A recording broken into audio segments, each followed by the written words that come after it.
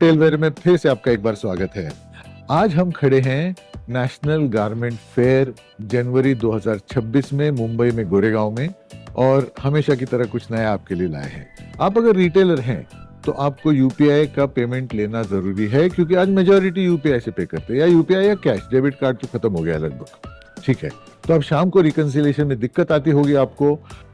उसमें एक तरीका है, हमने डायनामिक क्यूआर बनाया था, आपको पहले भी दिखाया था। आप जब डायनामिक क्यूआर से पेमेंट लेते हैं तो एक एक कस्टमर को एक एक बिल क्लियर करके फिर अगले बिल की तरफ जाते हैं, लेकिन भीड़ में मुमकिन नहीं होता। कोई कस्टमर रुकता नहीं है दूसरे कस्टमर का जब तक यूपीआई क्लियर होता नहीं है। वो बोलते हैं यार पहले मेरा ले ले, उसका अभी तक स्कैन ही नहीं हुआ है। तो यहाँ पर हमने क्या किया आपको दिखाते हैं। चलिए एक बिल बनाते हैं। तो ये मेरा प्रोडक्ट है, इसको मैं स्कैन करता हूँ। ये मैंने स्कैन कर लिया, ₹1.25 का है, बड़ा महंगा प्रोडक्ट है। और हमने यहाँ सेव का लेबल बना के रखा है। तो ये सेव हो गया, ये बिल प्रिंट हो गया। बिल्कुल, ये बिल प्रिंट हो गया। इसके नीचे देखेंगे तो ₹1.25 का डायनेमिक क्यूआर आ चुका है, ठीक है। अब मैं क्या करता हूँ, मैं इसको यूपीआई से पे करता हूँ।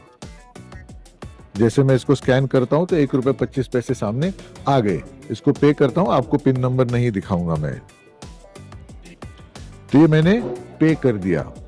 अब ये कंफर्मेशन हो रहा है।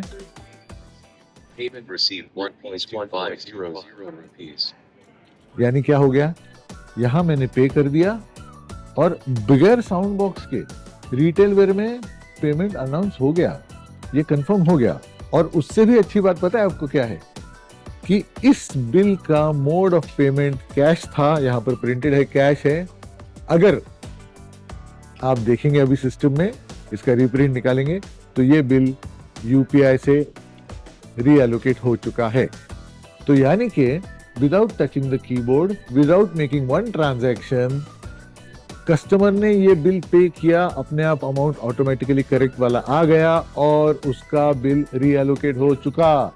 तो शाम को आपको एग्जैक्ट पता चलेगा कि यूपीआई से कितना था और कैश से कितना था। एज यूजुअल रिटेल वेयर का आपके लिए हमेशा कोशिश होती है कि गल्ला छोड़ो, आगे बढ़ो।